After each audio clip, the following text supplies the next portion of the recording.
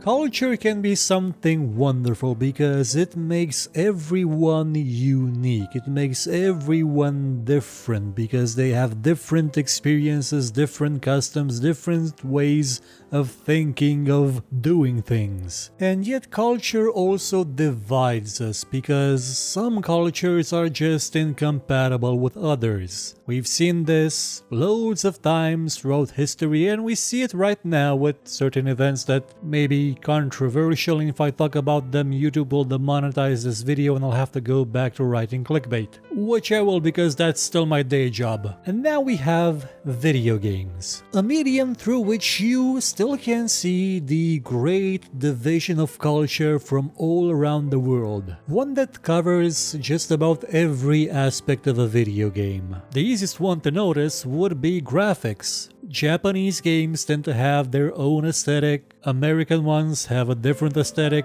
and at one time there used to be a sort of Europeanish aesthetic as well, though that has been a bit diluted as globalization has set in. Unless of course you count Eastern European aesthetic. That is still very well defined. And you know what I'm talking about, because Japan has its own style. It tends a little bit more towards anime most of the time. They do make realism, but still, in the way characters move and the way they're portrayed, they're still quite over the top in an animated sense. South Korea does something similar, China as well. American and Western European stylings tend to be more realistic, more over the top, more action oriented, more gritty, more, you know the stuff. The brown filter is the everybody is a muscle bounding gigantic hunk of a human being, stuff like that. And if it's not that, then it goes more towards the Looney Tunes route. You'll have to excuse me if I don't go into detail about South America and Africa's way of presenting video games because I'm not all that familiar with them. Sorry about that. I am, however, familiar with Eastern European stylings, which is also a bit realistic. It does focus on realism, but in a different sense. It focuses on being bleak,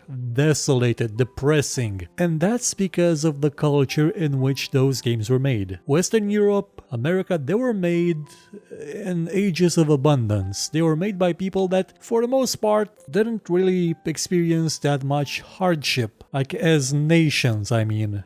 Yeah, I know, the war, the Blitz. None of you were alive back then. Eastern Europeans, however, you know, there's still a war in the Ukraine right now. Well, no, there's a ceasefire, but this general area has never been all that pleasant. Dating back from thousands of years, it's what happens when you're at the crossroads of empires. You are doomed to be cannon fodder. And even in times of peace, we have stuff like communism and its very unpleasant effects. And that gave rise to a certain sense of style, one that is bleak, one that is downright depressing at times, one that is about pain, about suffering, even about losing your identity as, well, as a people. Take for example a recent-ish game, The Witcher 3. That game was about something similar, an area of the world that was between two empires, one that was losing its independence and its identity because it was becoming part of one of the empires. That's about as Polish as a game can get. That explains everything you need to know about Poland, about, well, a lot of Eastern Europe, with just that bit in the tavern, when the owner pulls down the shield of Temeria. And of course, the game was accused of racism because it was about Poland, but that's something completely different and stupid, because it's something that doesn't take into account just the divide, that this game was made to symbolize these people, their struggles, their suffering. Yeah, it's a fantasy world, but still it's about them. And you see that in a lot of other games. You see it in Metro, you see it in Stalker, especially in Stalker. One could say that actually Stalker sort of started the whole idea of extremely bleak and realistic games set in Eastern Europe, since it was, you know, in development for at the least about 6 or 7 years maybe. Game development around here didn't really take off up until I would say a decade and a bit ago, mostly because the big companies, those that could actually afford to finance game development, were not interested. That and piracy rates being huge, so people couldn't actually expect a return on local sales, and international sales were, well, international sales with games coming from Eastern Europe and Europe in general are a bit, well, unless they have the support of a major publisher, they're not gonna be good. Take for example, another very European game, Gothic. We talked about it last week. Gothic is an amazing game. It's superb, it's phenomenal. It never took off in the USA or Western Europe, but in Germany, in Eastern Europe, it was phenomenal. And that's because that cultural divide isn't just based on style. It's not just based on the graphics, on the tone, on the theme of a video game.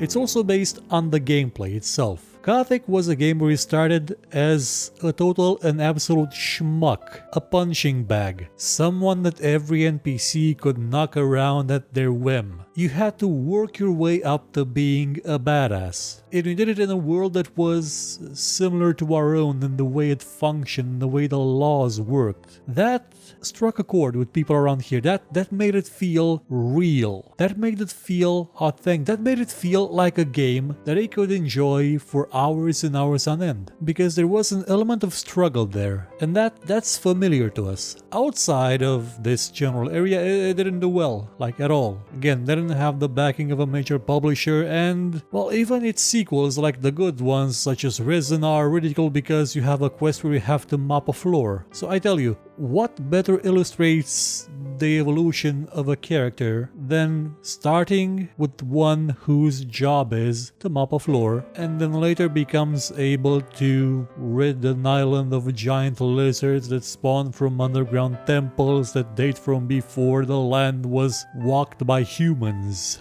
That's certainly a much better quest idea than kill 10 rats and bring me their tails, but only 1 in 5 rats drops a tail. You know, the Korean, Chinese MMO design, also the American MMO design. They're kind of the same thing. You can also see that divide in not just games like Gothic, which were action RPGs that are something that a lot of people can enjoy, regardless of the divide. A lot of people will enjoy it. But take something like Farming Simulator or Euro Truck Simulator or all the simulators that you would see made especially in Germany. Woodcutting Simulator, Bus Driver Simulator, Forklift Simulator. Those games probably don't make a lick of sense to someone in the US. But here they make sense. Here they make absolute sense because they're basic economical simulators with a certain level of interaction. Like, you start off with low level equipment, you do the job, you get money, you invest in better equipment, you do a better job, you get paid better, and so on until you reach a point where you consider yourself to be successful. Again, it's the struggle. That's sort of the antithesis of Western games. You can see that especially in the mobile sector, because mobile games, you know, the ones that pretend to be economical simulators where you have to build things, they're not. They're just wait until the time runs out, place the building where we told you. That will generate a predefined number of coins that will let you build the predefined buildings for the next cycle. There is no struggle. There is just annoyance. There is not even an interaction there. And this divide goes back way further than games like Gothic or Stalker or whatever simulator the Germans are making right now. It goes back to the dawn of video games, to really old franchises like King's Bounty. Did anyone in the US actually play King's Bounty? And I mean it. The original King's Bounty, does anyone remember playing it? It was the predecessor to the Heroes of Might and Magic franchise, another one that's amazingly huge. It's gigantic in Europe. I haven't really seen that much enthusiasm for it in the US, like in the mainstream. Here it's mainstream. Even though it's a turn-based tactics game, it was when I was at school, at about the same level you would see Call of Duty. People were hyped for it. People had rituals based on playing it, where they would empty recycle bin before entering the game so it would run better. It didn't, but it was a ritual. It was a funny little thing. And King's Bounty was so popular around here that it got a sequel. King's Bounty 2, it was made in Russia. I don't believe John von Caneghem actually gave anyone permission to do so, but still it was made, and it was quite popular. Now, Russia does have a piracy rate that's, back then it was about 99%, now it's just about 90%, but still, that game got made because people resonated with it. They resonated with that struggle. But you start small, tiny, insignificant, you have to build your army, you have to fight, you have to get more troops, you have to out-strategize your opponent. And that franchise, because of what it was, because of how it resonated with the people, that lived on for decades in Russia, and no one in the West gave a crap about it. Until King's Bounty: The Legend came out. It had a more friendly aesthetic to Western people. It looked like World of Warcraft, though maybe not as much as Heroes 5 did, but it still had an incredibly high difficulty level. It had that struggle, the one that really finds itself a home around here. Though even as good as King's Bounty: The Legend was, it probably still wasn't really that popular in the West. I mean, one C company can't do miracles over the ocean with promoting the game, and even though around here it got mostly through word of mouth just about everywhere, it didn't really resonate that much with Western Europe and with the US. The fun fact, a lot of women played it. Like, so many played it that they actually made Armor Princess have a female character because a lot of women played the legend. Or at least that's what I've been told by people that have talked to the developer. So it's a bit of a second-hand information, but it's a nice story. So why should reality ruin a nice story? But you know, games have a strange property that maybe other mediums don't have. A transient property that helps them defy barriers, helps them bridge divides. Like when you pick up a book that was written for a certain language and try to read it in that language, if you don't master it well, you will not understand the basics of it, the essence of it. If it's translated, it may lose something in that transition. But a game is universal. A game is something that can be enjoyed primarily through the gameplay, and gameplay is universal. Gameplay does not care about the languages. Gameplay does not actually care that much about your initial cultural upbringing. Gameplay is something that may suit you regardless of where you're from, how you were raised, or what you like in terms of movies and books and music. Granted, gameplay can sometimes be absolute shit, and sometimes not even gameplay, because sticking a toothpick in the W key should not make me automatically win and finish your game in record time. Looking at you, dear Esther, again. Looking at you. And so, in recent years, since the internet took over, since we began to move towards a sort of different culture, a unified global culture of internet people that still have their own cultural backgrounds, we were able to collectively enjoy something like Dark Souls, which again is not a game that you would say would have success in the West because it's a very hard game. Now that it's hard because of sometimes bullshit other crap reasons and broken physics and mechanics that are crap, that's a whole other matter. But it did have success. It had success like you didn't see from something like Citrus 2 back in the day, which in Germany had something that they called a Wusel factor, if I'm pronouncing it right, which is the pleasure you get from seeing little things scurrying about. But that kind of little thing, that kind of central idea of the mechanics of the gameplay, of the core of the game, that's now a lot easier to translate at a global scale because people have begun to think less about their own basic culture and more in terms of games in general, games themselves as an element of their own culture, gaming culture if you will. Like the name of the show, it's almost like I planned that. And through this culture of games, we can share our own cultures, we can share our distinct individual personalities. We can make people understand, we can make people enjoy our best, we can make them understand our worst. We can utterly destroy the divide, and we can do it without compromising, without completely denying our own basic culture. Because in the past, that's what you had to do. If you wanted to have a game that was played, you had to kill your own culture, you had to deny it, you had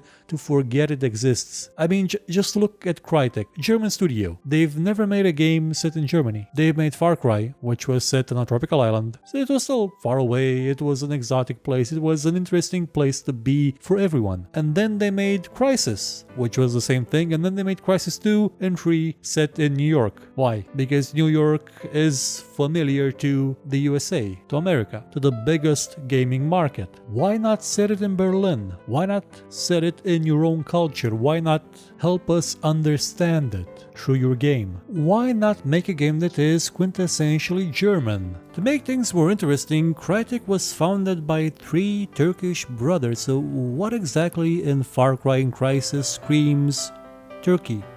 Nothing. The excuse that it probably wouldn't sell, that doesn't really work that well because there's The Witcher 3, which is why I continuously love what CD Projekt does. None of their games are set in Poland, but they are placed in a fictional universe that's similar. There's no saying that fiction allows you to tell the truth like reality can't, and it does. Like in The Witcher, you can see what it's all about without needing any actual historical context for what this is supposed to be about. And that's what makes it work. You understand The Witcher 3, you understand Poland, even though on the surface that's not what it's about. You can consider this a bit of a trick to get past the divide, because although we're merging in terms of gameplay as a single unified culture, that we can understand gameplay, we can accept it for what it is and not, not play the Settlers 2 because I don't know why people wouldn't play the Settlers 2. There is still the issue of the subject maybe not resonating with other people. So how many of you would play a game about the Great Famine of Ukraine? Not a lot. How many of you would play a survival game about collecting food in a really sort of bleak, gritty, dangerous area of the world where resources are very low? Probably a lot. Like, that describes everything since DayZ and Minecraft. You could make a fictional setting for that and just add the seeds of truth. And those will sprout ideas, and those ideas will bear fruit, and people will realize what the game is about. And the divide disappears. The divide is no more. And we can do it through games. We can do it through games probably a lot better than through all other sorts of medium. Again, because gameplay is universal. So why have I been using Battlefield 1 gameplay for this video? Because this is an example of the cultural divide in action. This is a World War I game that has more automatic weapons than World War II games, and where France is DLC, but the US gets stopped billing, on account of the game having to sell in the US.